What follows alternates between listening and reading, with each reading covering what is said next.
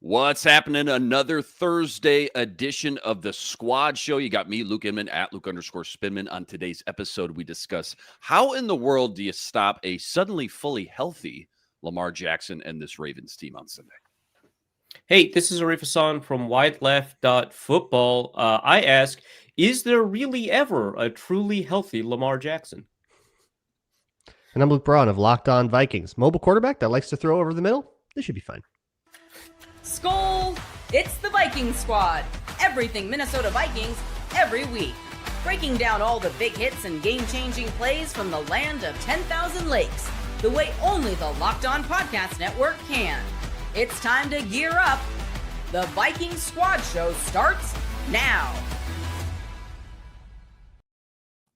What's happening? Glad you're with us. Thanks for joining another episode of the Squad Show as the Vikings prepare for Lamar Jackson and the Ravens. This Sunday, noon kickoff back at the bank. Remember, we're on the Locked On Vikings YouTube channel, and you can always find the audio on the Locked On Vikings podcast feed, wherever you find your podcast. Fun show lined up today. Number one matchup to watch this Sunday against the Ravens, plus some revisionist history. What if Rick Spielman pulled the trigger on Lamar Jackson back in 2018? It's also Thursday. That means Ron Johnson's stopping by as well to give some hot takes. I want to just jump right into this one, kind of get it out of the way first and foremost. Trade deadline comes and goes.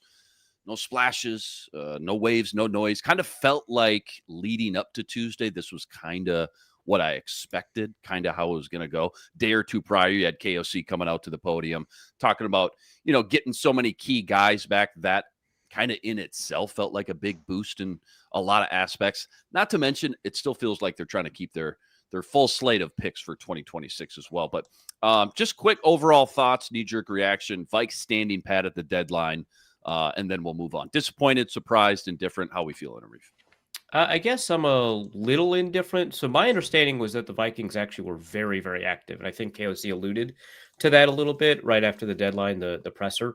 We obviously won't ever know for sure, but my understanding is that the Vikings did want to grab a big name acquisition. Obviously, they didn't want to overpay, and a lot of big names got traded, and they didn't pay that. So, I guess I'm fine that they have hard limits on pricing, but I'm a little bit curious about kind of what they were seeking out in the trade market, and whether or not any of our suggestions were taken seriously, because obviously we know they listen to this podcast for advice. But yeah, I'm not disappointed or anything like that. I just I'm a little bit surprised because I believe they've made a move every year, whether it's to trade away like Ezra Cleveland or to trade for like Hawkinson in the Kwesi era. So this is like a relatively quiet one. Not that I expected a history of 4 trades in 4 years to be deterministic, right? So yeah. Are you more surprised, either of you, that they didn't make any moves because you heard they were very active, or because you just thought, dude, they need to make a move to make a move? Center, for example, Ryan Kelly, Blake Hard to trade for offensive linemen. Yeah, center especially. But I'm just starting with that. Breece Hall was flung out there. Cornerback, obviously, we're going to get to this Asante Samuel news. He's visiting 6 teams. But were you more surprised at the end of the day just because you had heard that they were being very active in that trade market? Yeah, I think that they are active, making calls, trying to make deals, and then striking out or getting outbid is a much different thing from saying no, we're not going to get involved at all. Yeah.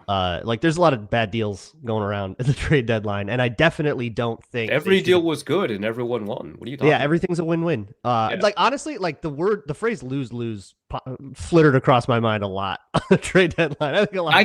Now I got to know which ones did you hate that for both teams? Sauce. Oh man, I get it. It was a blockbuster, man. It was a blockbuster. It was a madness. You don't like that for the Jets? You don't like that for the Jets? I went super hard at the Jets on Locked On NFL. I'll defer to that. Interesting. Hey, well, yeah, plug. Yeah, listen to Luke Braun on not the first time they've traded a D-back for 2 first-round picks and then blew they were right on the Jamal Adams trade. What are you talking about? They were correct. Get rid of Prez. Surely this full teardown will save them. This time it'll happen. No, but look, there's you can't make a bad deal if you don't make the deal. So I think that's That's all right. Coward.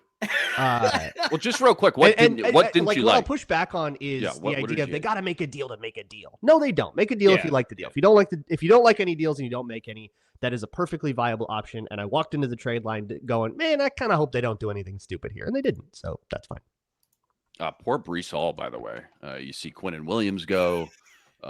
You see, obviously, Sauce go. Clearly, the rebuild is in full effect, and Breece Hall rumored to definitely be dangled out there. I feel a little bad for Breece Hall for sure. I feel really bad for Quincy Williams, who the brother not only definitely wanted out, but also was informed he was no longer starting. Yeah, you're benched and then also not traded. Yeah, come on, man. And apparently was told you have been underperforming since training camp. By the way. Okay. So I want to know, like, you've been bad this whole time. They reveal this information to him as they were benching. It was like, hey, by the way, you've been underperforming, or have they been continuously giving him that feedback? Right. So it's like, you get this surprise that it's worse. It's like, hey, man, you could have told me. Great confidence booster. That's what I want to hear. Yeah, that's nice. Yeah, package them together. Package the brothers together. Cornerback may still be an option left out on the table. Let's talk about this Asante Samuel news, because I think now, like, the move can make actually if they were to go get Asante Samuel, is what I'm trying to say, that feels like it could still move the needle quite a bit.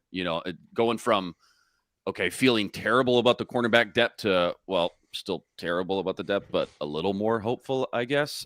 Assuming he's healthy, by the way, which sounds like he is, but coming off this spinal fusion surgery, which I know firsthand from a family member, that is absolutely no joke of a procedure. Assuming he's healthy, though, which sounds like he is. According to Schefter, he's got, I want to say 6 teams lined up to visit in this first wave, 3 of which are in the NFC North, by the way, Vikes, Packers, and Bears.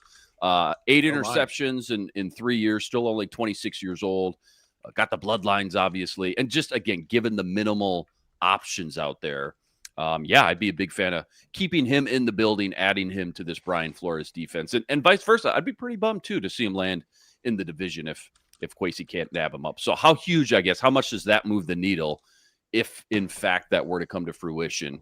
To get a guy like this with some actual real kind of pedigree and still on the early side, I guess, of his career. Another Kwesi injury-prone reclamation project. Hope it works.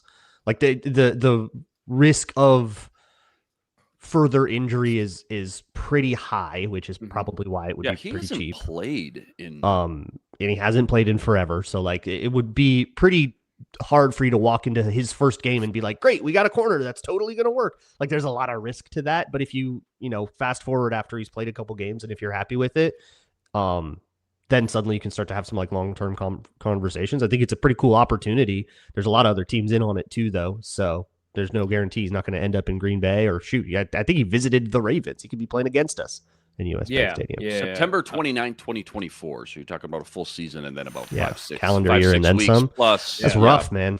Plus you sign a team, maybe it takes another week. Who knows, to get acclimated, all that stuff. I would definitely be for it, but I would just want people to temper their expectations. That's exactly. I was going to use that exact phrase. I think it would be a good idea to sign him. I think it would be easy to blow the signing out of proportion in terms of what he has to offer, how long-term of an asset he can be given that injury history, and how much like you can expect him on the field early in the process. Like, those are all open questions, but the Vikings are so like egregiously thin at the position that anybody with like really solid NFL experience and some talent is going to be an upgrade over kind of what they have there. Let's go to the chat real quick. Jeff Meyer, 1273. Does the effort it takes to learn the cornerback position make it harder for an in-season acquisition to make the impact the Vikings fans? It super depends on the defense. I think if we're talking about like a Zimmer style defense, it takes a while to kind of get acclimated to all of the layered rules and their match coverages and things like that, and get, in tune with the type of communication that those players have. Whereas if you're just playing like in the Steelers defense, you could do it right now, right? Like it's so different defense to defense. My understanding of the Flores defense is that it looks a lot more complicated than it is to actually learn as a player. So it might be a little bit easier to get started, maybe not immediately, but to get on the field relatively quickly. Yeah, now that this is as long as you can go trigger ahead. downfield and be physical and tackle, that's what you have to do. The world of corner in Flores' defense is a lot less cerebral than what it was in Zimmer's defense. It's a lot less thinky, a lot more reactive. So trigger downhill, make your tackles hit. But you could still like absolutely take a little bit of getting used to there if that's not the way you played before, which I'm not familiar with Asante Samuel. Well, we'll get into the biggest matchups this Sunday versus the Ravens here in a few minutes. But now that this is the roster in place now from here to the end of the year, what is, and I know we've touched on this week to week, game to game, because there's been so many injuries, but what is your biggest area of concern or weakness on the roster? Because this league is all about attacking your biggest weakness, right? Finding the mismatches, exploiting them on a week to week basis. You're only as good as your weakest link more weeks than not. Is it center, cornerback, depth somewhere else? What's the spot we're going to have to sit here and talk about as an area of concern from now until late December? Can I just say tackling? Just in general. Taylor in the chat says like, how is Asante Samuel's tackling? The tackling has been horrifically bad, like a lot. So if he is good at that, and you could help that out, but just kind of generally, I don't know if it's a position group, but like the Vikings miss a lot of tackles. They tackle high, they go for the ball a lot. Flores has even defended this on the podium and said like, I'm okay if we're, get dragged for a few more yards, because if it leads to a fumble later, like that's going to ultimately be a positive thing. But like he said that he was like, yeah, I don't mind if they miss one because they were going for the ball. He said it after the Bengals game. Oh, well, okay. I'm going to give him a little bit more leeway on that one then. Yeah. Well, yeah, he made sure to time it when it was a popular move, a popular thing to say. But it's definitely annoying to see them just get dragged. Like the Laporta touchdown at the beginning of the Lions game was like hugely frustrating because they all tackle high, or they do the thing like all the D-backs do right now where they just try to like cut down bigger players instead of wrapping. They just throw a shoulder at them and then they just bounce off because they're little boys. Yeah. Is there one guy that birthday just boys. jumps out? Theo Jackson is the guy, just from bad angles from the Pittsburgh games. Oh, it's everybody. It's Theo, it's Rodgers, it's Murphy, it's the linebackers, it's Grenard. I mean, it's everybody. It's really, really they're bad at it. Blake Cashman's good at it. It's a guy. It's kind of funny because like, Eric Wilson is doing a really great job of getting to the ball carrier and then not doing the thing once you get there, right? And it's there's its own like frustration added to it. So even players that have been positives and good defenders for the Vikings have struggled to actually kind of complete the process at the tackle. That said, like from a position group perspective, I just think that like the secondary in general, right? And I don't even just mean from a talent perspective, which has its own, like I don't think we're getting as much as we kind of hoped out of Isaiah Rodgers, or certainly not out of Jeff Okudah. But on top of that, like Okudah's contract is up, right? Tavir Thomas, technically his contract is up if he doesn't get cut before then. Harrison Smith is probably gonna retire, right? Like there's just like a lot, and then you do want to see if you can get competition for Theo Jackson, right? You do want to see if you can get some competition for Isaiah Rodgers next year. Like these are all areas where the Vikings need to invest quite a bit. Add in the fact, right, that you've got like a really old defensive line group and you want to get younger and all of that. But I think the secondary is kind of the area kind of going forward that you want to pay attention to add some young talent. Theo Jackson was a DNP yesterday. By the way, if the injury report comes up while we're recording, probably shout that out. Let me know. But Theo Jackson, DNP, Josh Oliver, Aaron Jones, Jeff Okudah, and Harrison Smith, who had a rest day. Harrison Smith was rest, yeah. Yeah, Jones sounds like he'll be a go, though at what capacity, what restriction, snap count, I'm sure at least to some degree. I got to say, though, the one that's kind of got my wheels turning here a little bit, the most is Theo Jackson with his concussion. So concussion, real possibility he doesn't go Sunday now. And again, like we just kind of talked about, we've all been very critical of his play this year. So maybe it's not the worst thing in the world just to get like a 1 week sample of what it looks like without him. But having said that, his backup's Jay Ward. And I'm really curious what the Vikings approach will be to containing Lamar Jackson. I remember when like a couple of years ago, everyone was like, but the Chargers figured it out when they put like 7 DBs on the field, which the Chargers were not intending to do that. They actually that was like his rookie year too. Yeah, right. Yeah. That was like a ton of injuries was like the reason the Chargers did that. And it worked out because those defensive backs had a lot of speed. But like since then, like not a lot of teams have employed that. very successfully. That is not actually the turnkey solution to it, but it could be something that the Vikings explore. I wouldn't be shocked by that. They can't do that if someone like a Theo Jackson isn't healthy. So I don't know how much of that might be like addition by subtraction if they really think that kind of like a 3 safety set might be better for them in terms of containing. And of course, though that has all changed since Derrick Henry was the complimentary back to Jackson. Absolutely. Versus you can't go 7 DBs when you got the king back there for sure. I mean, Luke, what's your kind of 2 cents on that? Is Flores going to have to dial back his 3 safety looks, you think, try to limit the amount of snaps? You got Jay Ward out on the field if that's the case, or what's the alternative? Like more base, more nickel, more dime? That's just kind of where my head's going, I guess, after just scanning that initial kind of Wednesday report. Yeah, I wonder if the Ravens might actually kind of bail the Vikings out on this by playing a lot more heavy personnel, which is what they've gotten for the last month. They've gotten a ton of heavy personnel. So you've seen a lot of extra D tackles or, sitting in 2 linebackers all the time, only needing 4 D backs, and suddenly you don't need that 3rd safety or that 3rd corner, which would be nice. But I don't know, if you're the Ravens too, and you want to say, all right, our speed versus your speed, we have Lamar Jackson. And you have Jay Ward, it feels like a matchup that I could maybe try to pursue. But I don't know what kind of game plan they're going to see. That's going to determine the personnel a lot more than who's available or whatever. But I kind of could see the Ravens saying that's great, but you can't pass rush if we put in a 6th O lineman, and then we're just going to do that and run Derrick Henry and do play action, and you're going to die. I feel like you got to be prepared for both. Yeah. Like the heavy sets with 3 tight ends and stopping Derrick Henry, and then the total polar opposite of, 3rd and 7. Just dealing with Lamar in space. Dealing with the whole Lamar. Zay Flowers is giving you hell. It is interesting because of the way the Vikings have matched personnel and the way that their opponents have played them. And unless opponents trying to game plan against the Vikings, and more because it's their identity, like the Lions. I believe the Vikings have the highest percentage of 4 DB formations this year. So they've been in quote base, whatever that means, more often than any other team, which is so interesting given the 3 safety conversation that we had this time last year.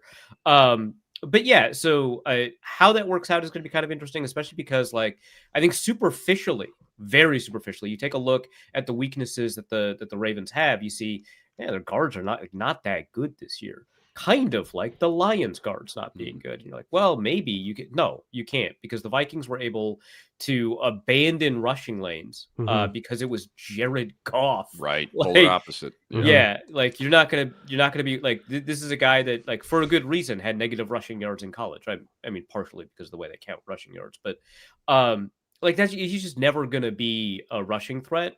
And so you didn't have to treat him like Justin Herbert and Jalen Hurts. And so your Justin Herbert game plan, where you just left gaps open during the rush, works against Jared Goff. That is super not going to work against Lamar Jackson. So you can't even use the fact that there are some very similar weaknesses on this offense and offensive line to deploy a very similar game plan. I mean, the Vikings, I think, had the fewest amount of snaps with the defensive linemen in the A gap in that game than any other game that they've had this year.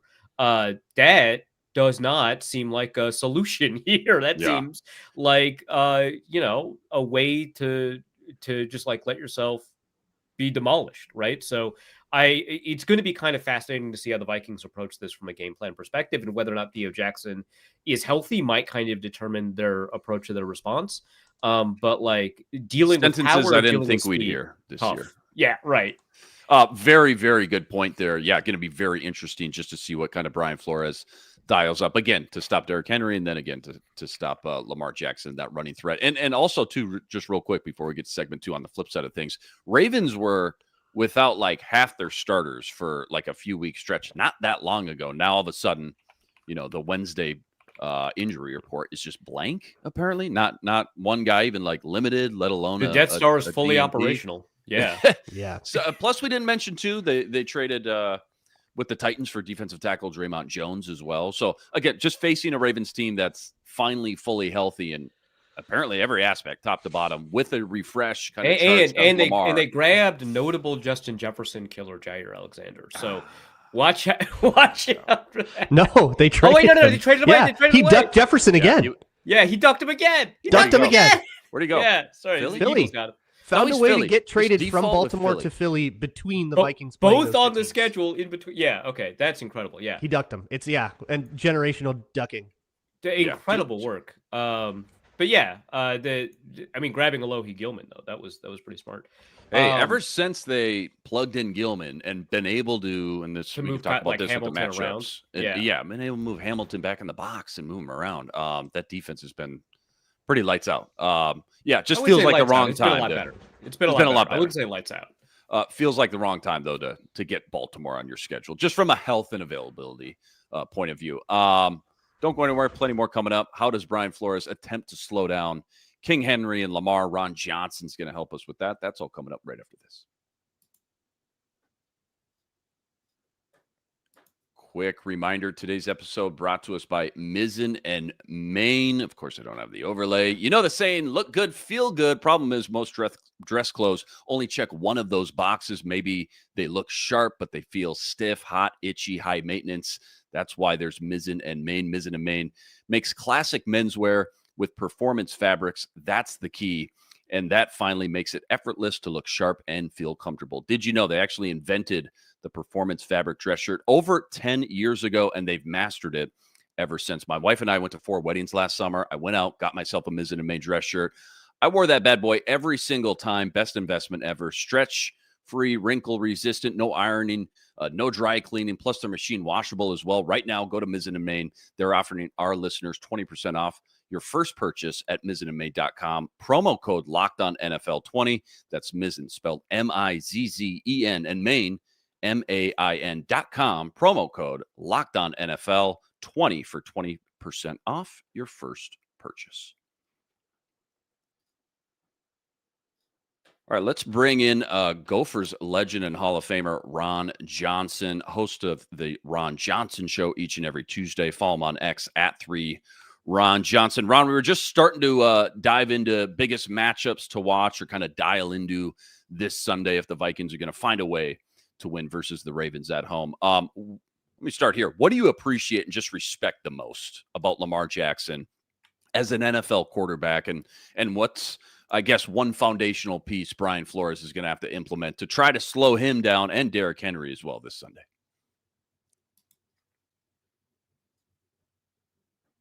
There he goes, Ron Johnson. Ron Johnson, everybody. Ron Johnson, everybody. Ron Ron Johnson Show each and every Tuesday. Follow my next Ron Johnson.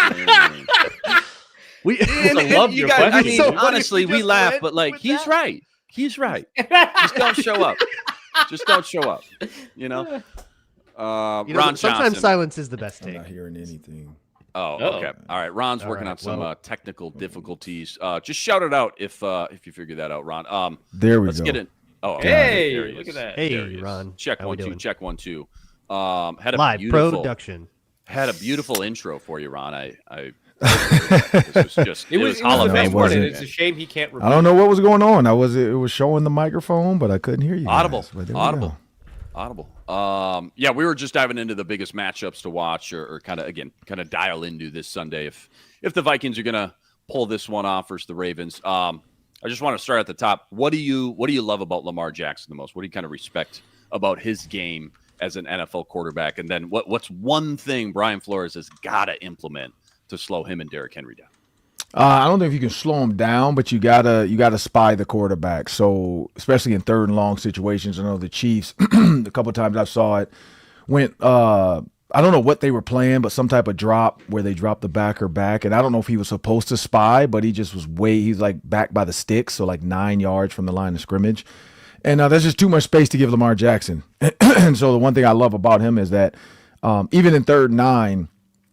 If you play some type of 2-man where your DB's backs are turned and nobody's keeping an eye on the quarterback and contain gets knocked down, he'll give you 12 yards. He can give you 15 yards.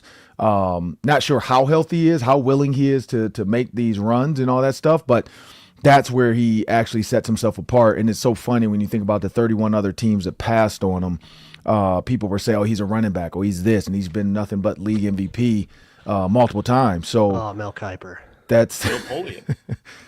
That's the crazy thing about it is, honestly, they thought Johnny Manziel was better than Lamar Jackson. And that's everything you need to know about some of these, major minds within football. it's the eye test. Sometimes it's figuring out the way people play, and sometimes it's when you figure out who can move the best. And they thought Johnny Manziel moved the best with the ball, but then also throwing the ball. Lamar Jackson's just an absolute weapon. And Derrick Henry, on the other hand, them together kind of gives you a real true RPO situation where, and I don't even know if it's an RPO, it's a read option where he can hand it off to Derrick Henry. He can run it. His play action with Derrick Henry makes all the DBs pay attention, because you don't want to tackle Derrick Henry 10 yards down the field. You want to catch him in between the tackles. And they've made a lot of people pay with that front side kind of play action. Derrick Henry's coming full speed downhill.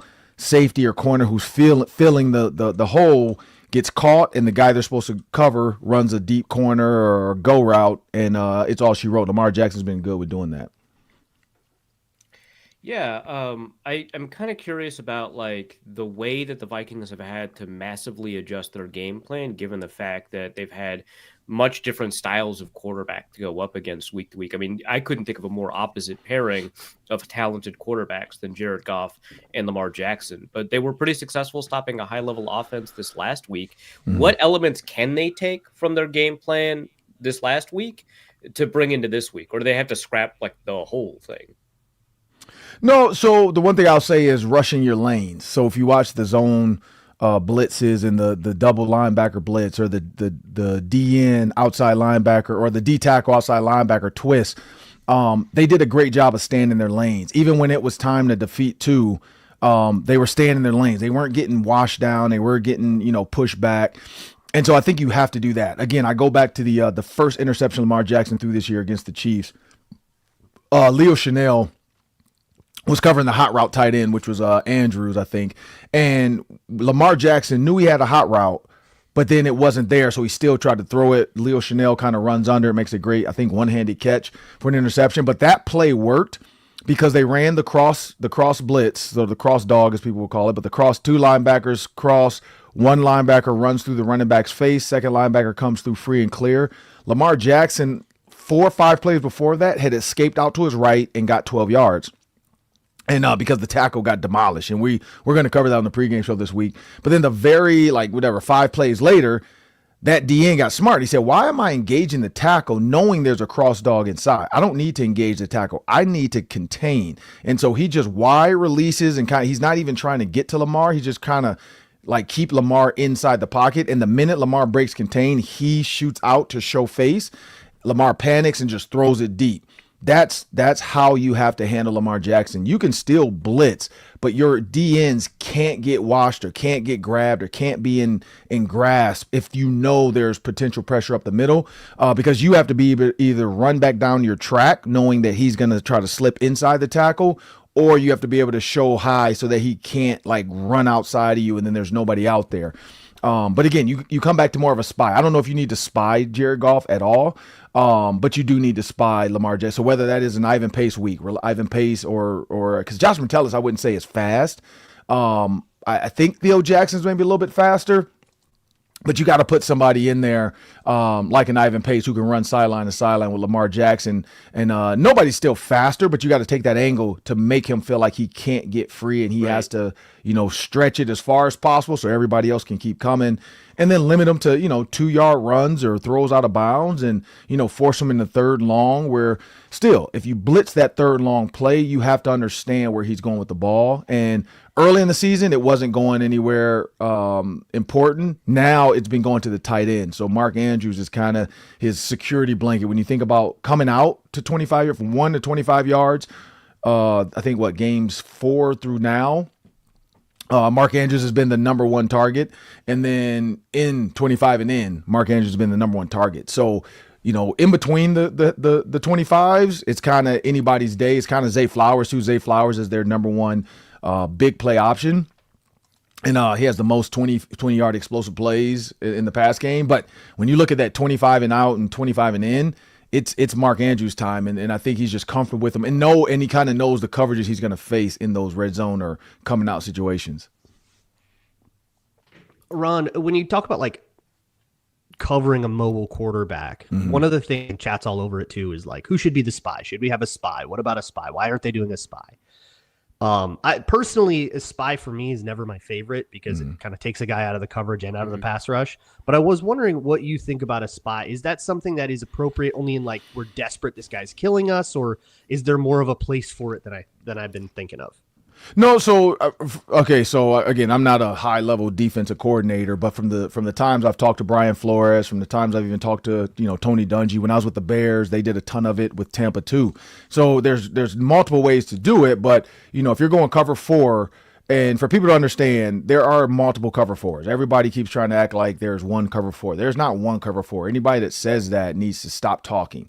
There are multiple ways to get quarters coverage and what you're trying to get. I just hate it. Like, I see everybody arguing on Instagram about this and Twitter because Mina Kimes said one thing. And half the people don't know what they're talking about. It's like, it's not, everything is not just drop back in cover 4. It's covering 4 parts of the field, and they do it different ways. Like, everybody has a different way to do it. And yes, cover 4 as a receiver outside running the deep post, I actually loved it because if you run a hook, Troy Polamalu or Ed Reed is going to jump that hook, and now there's nobody covering that second part of the quarter. Yes, my cornerback over here has this quarter, but nobody has this quarters anymore because that safety is. But this is not that show. Ron Johnson weighs in on the JB controversy. It's just annoying that people want to argue about it without actually just sitting down, having a conversation and watching film together. Like, if you were to do that, you would have a defensive, like, just have Brian Flores explain it. He can explain it 10 times different, and it's going to look different every single time Brian Flores draws it up, but it's still quarters because he wants 4 parts of the field covered. The one thing I hate about quarters, by the way, too, and since Arif wants me to say it, I hate when guys cover grass. If you have the fourth quarter and you just run back and there's nobody back there, roll your zone. Watch the Chiefs. I think it was like the second quarter, like 14:57 to go, Chiefs Ravens. They were in some type of drop. 2 of the linebackers and 1 of the corners, safeties, I think, run backwards, and there's nothing to cover back there. They all just run to their left because they were told to go cover that area. I know their coach probably looked back, the Chiefs coach probably said, hey, what are y'all doing? Why would you keep backing up and there's nobody running the route? Mark Andrews ran like a 7-yard route and nobody covered him. So I know they were all like, wait, none of y'all thought to stop and just cover the tight end that stopped running? Like, he's not running the seam. Why are you still? So, okay. But anyway, so back to Lamar Jackson. That's my point. You can't cover grass with him. I think a spy gets named wrong. I think a spy is covering an area. So you want to, like, if you go quarters and your spy has hook flat, if there's somebody migrating and this quarterback goes that way, you can kind of move to that area to make him think you're covering that flat or hook. And then the minute he gives up, then you're the guy. Like, you are keeping an eye on him and your zone. Is that hard to do? Yes. But watch what happens when you don't watch Cooper flag backside and you get caught with an alley-oop. You got to keep your head on a swivel in every sport. Basketball is one of the worst because you can get dunked on if you are in the backside of a zone. So it's the same thing in football. There's no reason to just run out and cover the hook if nobody's running a hook. There's no reason to just run to the flat. I hate to bring his name up, but Ivan Pace, I forgot what game it was, but it was this year. He's like in the hook, and instead of him just staying close enough that if the ball's thrown, he breaks it up, he like runs over and like touches the receiver. Like, he just puts his hand on his shoulder. It's like, what are you doing? Like, just stand there. Like, watch the play, because when he did that, I think whoever else got the ball, like, literally ran right the other way, like to his left. And it's like, if he was standing there, he could have made the play. So, yes, Luke, I think they should spy, but I think the spy also should have a job. Like, his job can't be you watch Lamar Jackson and watch nothing else. It has to be you are covering the back, out the back, because most of the time these backs are going to stay in versus the Vikings. You're covering this back if he happens to go, but if not, worry about Lamar Jackson and then watch the hook, watch the curl, watch guys coming inside that you can try to make a play on. There's no reason to just stand still with the quarterback. Kind of move around and make him think you're covering somebody else. And then, yes, if he goes, he's your guy. You are his guy. And you got to have a word, whether it's, I don't know if it's peanuts, I don't know if it's hot Cheetos, I don't know if it's spider, whatever. You got to yell just like Peter, poison, poison, poison. Start yelling once the quarterback goes, and that's the entire sideline too. Like you've got to be able to trigger all the guys to know, okay, he's crossed that line of scrimmage. Everybody rally to the quarterback, because oftentimes you just see guys like pointing on TV. Like they can't see that. Like you got to yell to the guys to know he's going. Like. Because when you see I yell at the TV, would that help? No, but you should help though. It would help to do it. Like still do it. You should still do it. That's we don't do that for. But I've seen that a lot where they do that. Where so the spy Luke, yes, I think there's a way to get to it in quarters. For instance, everybody has a fourth of the field, but it's what are you trying to get out of this quarters? Are you bracketing number 2? Right. Are you trying to? Yeah, where like it's Mark? Because honestly, in my opinion, I think you have to watch Mark Andrews. Like if he's in the slot and Zay Flowers or Rashad Bateman motions out, they're trying to make you like they're trying to give it up and say, okay, are they in man? Yes, they're in man. Okay, now who has this route? Who has this guy? Who's covering Mark Andrews? That's when you kind of show quarters, and then you drop down late and you bracket him, and then you let Bateman and well, I don't know, I guess Byron Murphy on Zay Flowers. But Bateman for sure can be covered by. I'm guessing Okudah's not going to go, so whoever's next, like that's where what's his name? No, the corner Asante Samuel. number 2. Isaiah Rodgers. Isaiah Rodgers, yeah. So like with Isaiah Rodgers on Zay Flowers, I don't see a problem with that. I guess maybe. And then you go Byron Murphy over Rashad Bateman, but you got to kind of bracket with a safety and then the nickel with your tight end. And so, that's a question is, can Theo Jackson cover Mark Andrews to affect it? Or is this going to be more of a Josh Metellus on Andrews? Like you have to watch him because weeks 1 and 2, he didn't do anything for this offense. And then as of late, he's been killing it. Ron, before we let you get out of here, final prediction, maybe a key impact guy. You just talked about cover 4, quarterback spy. You talked about the cross blitzes. DNs are going to be really important. That makes me feel kind of good about Jonathan Grenard and maybe Van Ginkel has a couple impact plays. But number 1 key to the game or player of the game or prediction. What do you got? Well, shout out to the Baltimore Ravens, man. They keep sending me gifts and stuff. So I got they sent me my jersey. It's like a placard or something. I don't know. And it has like a little stand. So shout out to the Ravens for that. And I did a couple. They're trying to make you a double agent. They're like, hey, they are. They want me to meet them in the tunnel and kind of tell them, who's hurt, who's not going to play today. It's funny. Yesterday I was at the facility with the Vikings and I had to go through, all the stuff to go upstairs by the practice field. And the first thing they said was, yeah, no phones. And I was like, all right. They're like, Rod, we know you have split loyalty. I'm like, I am not going to tweet out anything I learned my lesson years ago. Like I would not be tweeting. I would not be saying I did not realize you guys were going to double shift and then motion back no, I'm not telling all that, people. Crazy. But no, so I will say my prediction on this game. I do feel like the Vikings, after beating the Lions, because people say when you win a big game, you have a letdown the next week. I hope that's not this case because I don't feel like the Lions, quote unquote, were one of those rush the field type of games. It wasn't a Hail Mary to win the game. It was dominance throughout the game. It seems to be true after big comebacks, which this obviously it wasn't. Correct. So, big comebacks, Minneapolis Miracle, because we know what happened in Philly. All that kind of stuff. I feel like big emotional moments in football, big comebacks, Hail Marys, I just think those can kind of give you a false sense of how good you are. With this one was more they were good. That defense absolutely ran through people's faces and they made up for all the mistakes that happened. So that's why I say I think the Vikings pull this one off. I hope it's not a shootout, but I kind of do because it's fun to watch. I think the tight end for Baltimore is going to have himself a day.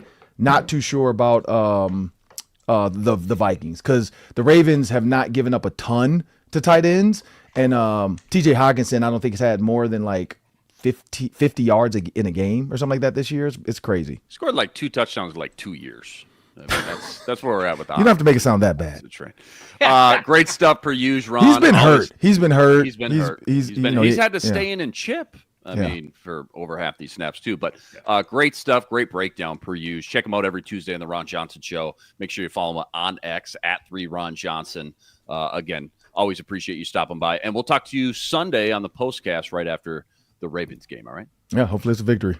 There you go. Ron Johnson, ladies and gentlemen. Again, give him a follow on X at 3RonJohnson. A quick break coming up. Some revisionist history. What if Rick Spielman pulled the trigger on Lamar Jackson instead of Mike Hughes? That's all coming up right after this. Quick reminder, today's episode brought to us by Game Time. The NFL season, it's back. And Game time. honestly, Game Time, there's nothing better than being in the stadium, surrounded by fans, cheering on your team. But let's get real, getting tickets. Game Time. That can be a hassle. Game Time, queues, login screens, price jumping at checkout. It's all frustrating to say the least. That's why I use Game Time, the app that gives the advantage back to the fans. So easy to use. Plus, it's backed by your Game Time guarantee. That gives you 100% authentic tickets delivered on time and at the best price. My favorite part, all the fees are included. So the price you see is the price you pay. I pulled up Game Time, and in just a couple taps, I saw incredible deals. I'm talking about your favorite NFL games as low as $100. Again, faster, cheaper, way less stressful than any other way to buy tickets. Download the Game Time app, create an account, use code LOCKEDONNFL for $20 off your first purchase. Terms apply. Again, that's promo code LOCKEDONNFL for $20 off. Swipe, tap, ticket, go. Download Game Time today. All right, just to kind of wrap up this, Ravens matchup discussion, biggest keys, players, all that stuff. Just one more quick little deep dive. Luke, I know you chopped it up with Locked On Ravens. Go check that episode out, the crossover episode. Give me one more fact or stat or player or key to the game. We talked a lot about how to stop Lamar, how to stop Derrick Henry, but, JJ and the other JJ, the offense, they're going to have to do their part on Sunday as well. Yeah, and with all the fear around Lamar Jackson, which is fair, we're kind of glossing over that the Ravens defense has been this like bugaboo for them all year. So you kind of have this like stoppable force versus movable object matchup, and sometimes it comes up. It comes down to that more than it comes down to the marquee side in these kinds of matchups where you have like a strength for strength and a weakness for weakness. But what Kevin told me was that he thinks that the Ravens are going to just kind of take a page out of Flores's book and just send the blitz constantly and just hope McCarthy like dissolves under that, which has like his worst stuff has come against the blitz. So I think that's a fair game plan. That's what I do, right? I mean, yeah, so it makes sense. Go down, and sending those stunts at Blake Brandel, which he wasn't even good at picking those up as a guard. So, and as a center, there's been all kinds of problems there too. So I think keep the quarterback upright and avoid the turnovers. Like, I know I'm saying a lot of cliches, but like take care of the ball and keep the quarterback upright. And you should be able to move the ball. If it is a shootout, hopefully you can keep up. And then you just need to kind of get that one, crucial weekly mistake that Derrick Henry is good for and see if you can capitalize on it. That's kind of a way to win this game. Yeah. This feels like it's going to be a great game for discourse. Right, like I'm pretty sure every Vikings-Ravens game has been. Can we not do any more discourse? No, you're stuck in here with us. Forget you're here forever. Surely this one, they won't treat this like a referendum on the entire careers of several players, right? Oh, buddy. Oh, bud. Bud, sit down, bud. Sit down. Dude, we're going to get a referendum on Asante Samuel Jr.'s career for no reason. He's not even going to be on either team. It is super funny that he's like going to both buildings this week. Like, it's incredible. Hey, what did you learn, man? Yeah, right. Like, who's second? Do you think they even care? Do you think they're even signing? They're just going to be like, hey, did you see this? Hey, you got in the building, right? Tell us. Yeah. No. I wonder how the Vikings are going to approach offensive game planning with that in mind, because, against the Lions, we're back to kind of a lot more deep routes and kind of waiting in the pocket a little bit more by design, and a lot of play action. Right? I think there were like 12 play action dropbacks too, which kind of helped with the protection element of getting those deep routes. But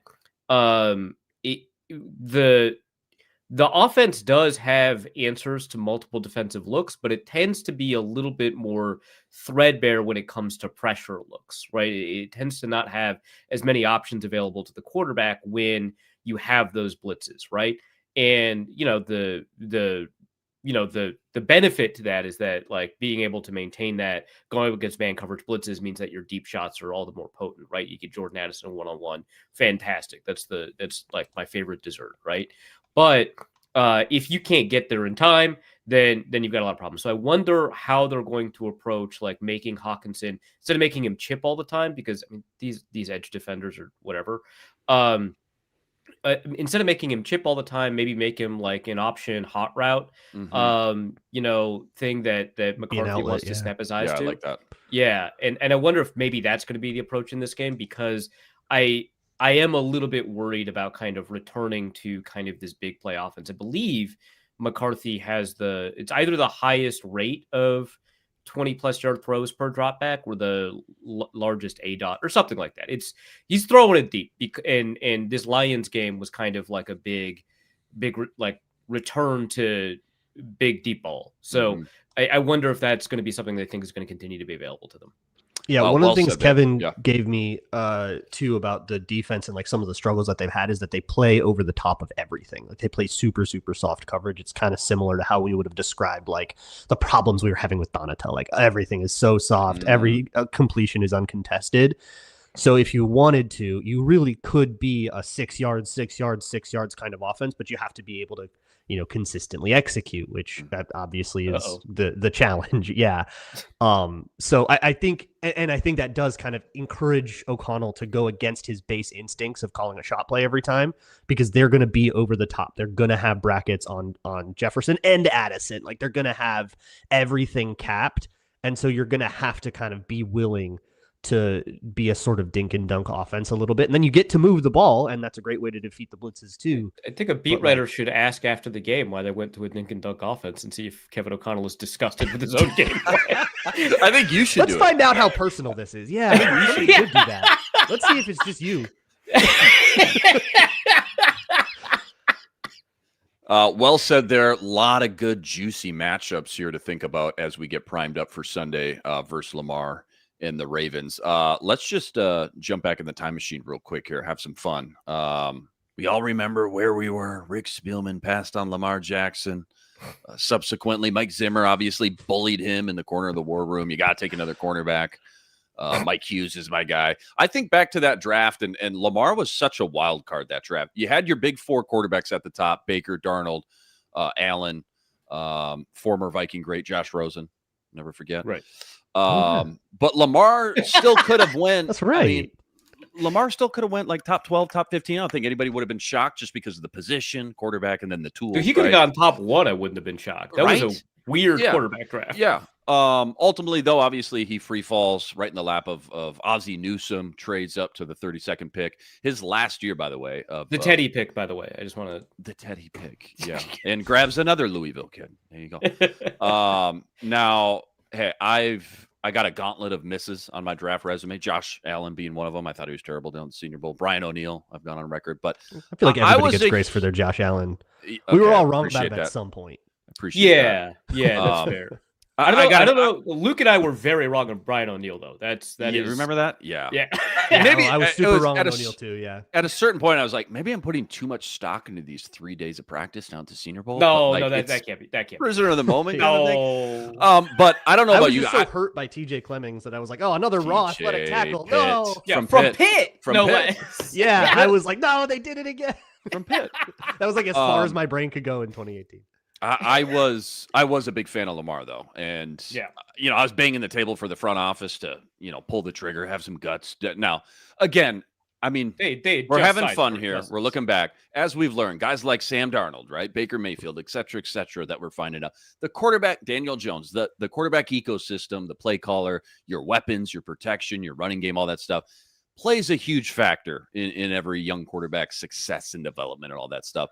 I'm not so sure Lamar turns out, or at least looks like the guy we're looking at right now this week, if he's playing for Mike Zimmer and John DeFilippo, I want to say.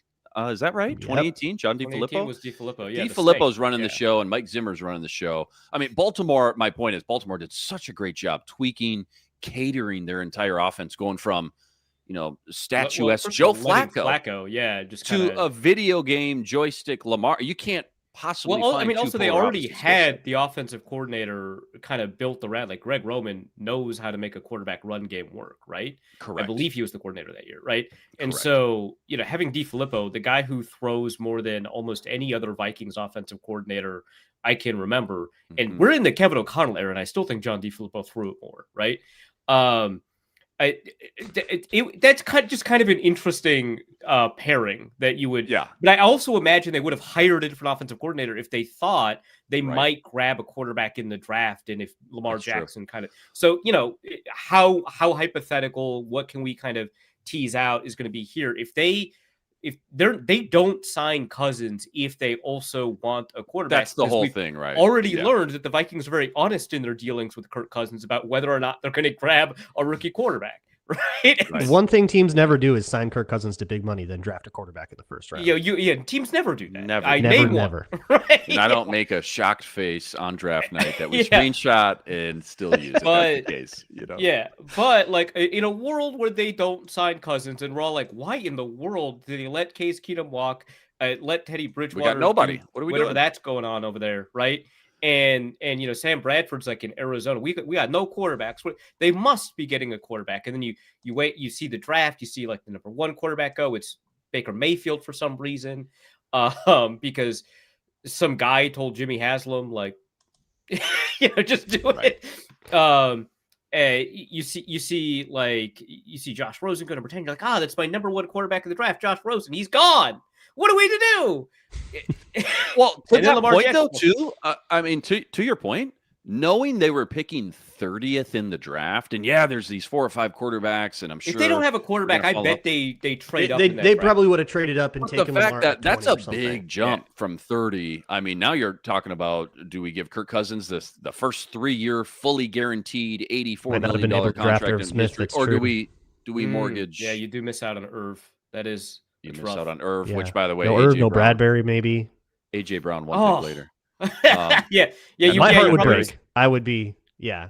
Yeah. You miss I out love on that Bradbury the reality. next year, and so you've got Pat Elflein's one working shoulder protecting Brother. Lamar Jalen Jackson. Holmes, Yeah. Jalen Holmes, the project from Ohio State. But you'd also have money to probably like paper that over in a different way. Yeah, if you yeah. were- So, but I mean, that is tough because now you're throwing a rookie that, for some reason, everyone thought was raw, despite him working in a pro-style offense with Callahan at Louisville. You got this rookie that everyone is like, we got to develop him in the middle of an offense that just went to the NFC Championship game. It's like this scenario kind of requires a pretty significant suspension of disbelief about the way that NFL teams operate. But yeah, you throw Lamar in there, you don't have Kirk. I don't know that he develops the way that, even if you like say, hey, they're not going to have John DiFilippo, they're going to have like a real adult offensive coordinator. I don't know that Lamar develops the way that you kind of need him to develop in order to kind of get this explosive offense. Very fair. I remember at the time in the podcasts that I was doing, I was like really adamant that they should try to keep Teddy in the building and then go draft somebody to compete with him and have like Teddy and a rookie, and it's kind of like a true camp competition. Yeah, and you probably would have had like don't trade him to the Jets. What are you doing? And like, because that was the year. It was it Bradford? Was it Keenum? Was it Teddy? It's like, look, Teddy's been in your building. The coach loves him. Give that one more shot to see if it works out. Yeah, have these but have a serious legends. That's your have bridge. a serious succession Water. plan there. Yeah. And I still think that if they had done that, it would have been, Lamar taking as long as he wants to take to get used to NFL speed. You would have probably had a bunch of 2018 with Teddy. That would have gone probably my heart mediocre. Would feel. I don't care how bad. It would have been like 4-6, and by this point in our lives, nobody would care how that went because Lamar Jackson would have taken over, and then you would have had some. And I think they probably don't go Kubiak, right? Twice. That's so nice, man. They probably don't go probably Kubiak. Still fire DiFilippo because Zimmer just ended up hating that guy. Also, because DiFilippo, according to Zimmer, was a snake for having any career aspirations at all. He was a snake. What was Norv Turner if he was a snake? A dear friend and also literal punching bag. Okay. Yeah, that's a dear friend. That is a dear well, he was the puncher in that. Maybe actually, you're right. Because that's what happened to Zimmer's eye. That's the conspiracy. Right, and respected sparring partner. I should have said dear friend, Correct. a kangaroo, maybe you could say. Right. So you thinking got of- that, and then you've got the snake, and then you've got Hope my you're watching, old Sam. friend's son, Clint Kubiak, and then my old friend, and then the guy that's been in the building the whole time. Ever since he started getting coffee for was it Brad Childress, Kevin Stefanski, who, unlike DiFilippo, had no career aspirations. Of course, not ambitious at all. One last factor here I want to throw out. I wonder how much coming off, obviously, the NFC Championship game comes into play too. Are we gonna? We're one game away from the Super Bowl. Are we gonna going with I know easy to say now, but in that moment, it was like, are we gonna let all three quarterbacks walk, or keep Bridgewater and then go draft a rookie? Yeah, and then there was play such that an game? air. So unlikely. Yeah. For me at the time, there was such an air of this was lightning in a bottle. Like to recapture this, you're probably gonna have to build something more ground up than whatever the heck that was. And so that it made me a little more okay with taking that long-term approach. But this also was the team that traded for Sam Bradford because they didn't want to have a lost season in the first Right. US Bank Stadium year. So that it makes sense that they would have never done that. Yeah, and yeah. certainly I mean, once you had Cousins in the building, you were never going to take a This quarterback. is somewhat reminiscent of the conversation about the Vikings passed on Aaron Rodgers twice, and it's yeah, they were coming off of a near MVP season for their quarterback. What are you talking about? Well, and it's the draft regret thing bugs me a lot, especially when it's somebody who was after the first round. Everyone passed on him. Yeah, Everyone everyone be what was me? Amon Ross no, St. you're not Brown special. could have had him. This Could've had is him part of watching finish. football. You're not a snowflake. Everyone suffers. Yeah, Everyone missed on Tom Brady. Well, Bill Polian didn't. You hear him talk about it? He had Bill Polian. a really high grade on Tom Brady, but they had Peyton Manning in the building, so they couldn't. So Yeah, sure. I can't. My hands are tied. I can't My use a hands day are three tied. pick. I'd rather I have can't. Curtis Payton or Jim Sorgi back up my guy. Need Can you another imagine punter. that if that happened, a little Steve Young, Joe Montana Oh my God. situation there, and then Manning ends up going to the Broncos 10 years earlier? That wow, fun that to would- fun to take a trip back down memory lane. Yeah, Kirk Cousins. As soon as they signed Kirk Cousins, though, it felt to your point, both your guys' point, fun to think about what it could have looked like, though, for sure. As we sit here today with again Lamar and the We Ravens. finally know what he looks like Okay. in purple. Finally, we get it. Feels good. Final segment coming up. Weekly gambling picks. That's all coming up right after this. Quick reminder, today's episode also brought to us by Prize Picks, America's #1 fantasy sports app to date with more than 10 million members. And for me and my money, it's by far the easiest, most exciting way to get in on all the action while you watch your favorite sports and you watch your favorite players. So simple, too. All you got to do, you pick more or less on 2 or more players' stats. You watch the winnings roll in. Football season starting to really heat up. So whether it's anytime touchdowns, receptions, tackles, sacks, you name it, they got it. Take your pick on more or less. Add them to your Prize Picks entry today. Plus, don't forget, they now offer Apple Pay, quick and easy deposits into your account all season long. Right now, download the Prize Picks app. Use code LOCKEDONNFL for $50 instantly after you play your first $5 lineup. That's win or lose. Any $5 lineup, you're getting $50 instantly with promo code LOCKEDONNFL. Prize Picks. Run your game. All right, gambling time. It's funny. The 1 year we don't have a loser punishment, Luke Braun decides to start trying, I guess, and you're just running away with it right now. Yeah, apparently fear was holding me back. That was it. Arif, you're the closest to catch him in second, and then I'm sitting here in third in the red, and Sam's sitting at the bottom. And if I'm in red, he's in deep, dark blood. Yeah, he's about to right get now. knees broken. Yeah, Negative. he's in Burgundy. I Yeah. kind of want to know where you were going with that. Yeah. He's in get a fake passport and flew to Portugal. Yeah, born identity stuff. Born Yeah. identity stuff. Negative. He's gonna 3,000. wake up on a fishing vessel not knowing who he is. That's why he's not here, by the way. Yeah, he's like, I speak Senegalese. I had no idea. I didn't know that. Is that a scar I feel? What happened? Yeah, what is that? The tracking device in my Yeah. rib cage. Arif, Braun, Sam, Inman. That's your order. Lock of the century this week. What is it, Arif? Lock of the century. Lock Think of the about it. century of the week. We got. We're giving George- money away. Yeah. I'm taking. I'm acting as if I'm the winner because I don't trust Luke Braun not to screw this up. So, It's gonna- really good because I still got some max bets left, and Yeah, the blinds only go up. The lead is not as big as it looks. So I'm gonna take Jordan Addison 40 plus. I believe his over-under is like 43 or something like that. But I'm just taking 40 plus and minus 174 at the smallest medium bet. That's 400. Smallest medium is 400. Okay. I'll take that then. Okay. Addison might be a hot ticket item today. Braun. Well, the strategy that has worked for me is betting on the Vikings to do bad things. And one of the bad things that I think they are going to do is let Lamar run all over them. So I'm going to take Lamar over 37.5 rushing at the smallest. I'm still trying to get rid of my max bets. I still got a few left. So smallest max. Is that what you said? Which is 700, I think. Yeah. Oof. Yep. Yeah. And that's at minus 114. Minus 114. Now, Sam texted me his 2 bets, and I think one of those may have got poached, but the first one's still up and active. Hawkinson over 3.5 receptions, parlayed with McCarthy 2 or more touchdown parlay. Arif, I think you looked that up. Those odds were 247. Yeah. 247. And he's going, by the way, I didn't tell you this, he's going $500 on each at plus 247. I'm going Ravens to win by 1 to 6 points. I think this one's close, but Lamar too much. Man. I'm addicted. Lamar too much. Ravens are fully healthy. I'm going max min $700. That's at plus 260.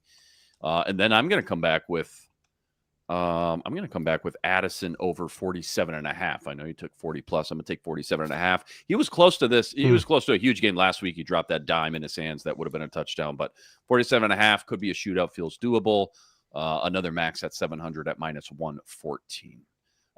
Back to Sam. Now his other parlay, Lamar over 37.5 rushing yards and Zay 5 plus. He's going to have to tweak that somehow, some way. We'll ask him after the show what he wants to do. Maybe it's just Zay 5 plus receptions, but it feels like he's on a big parlay kick. So we'll update that later after the show. Back to Braun. That would be Sam's advice: whenever you're in a deep hole, just bet parlay. Just chase your losses. Parlay. Yep. Can't win a 2-leg, do a 3-leg. What was the Zay Flowers bet that was in his parlay? It was 5 plus receptions. 5 that plus was parlayed with receptions. Okay. Lamar rushing 37. Are you just gonna do that? No, I'm gonna take Zay Flowers yards over 64.5. We'll do the same 700. I believe that one's also minus 114, but let me double check. Zay Yep, it is. over what's the yardage? 64.5. 64.5. All right, round us out here, Arif. What do you got? I am really enthused by the Lamar Jackson rushing potential here, so I'm going to do Lamar Jackson 50 plus rush yards. Woo! At plus 188 at the minimum. Plus, what is it? Plus what?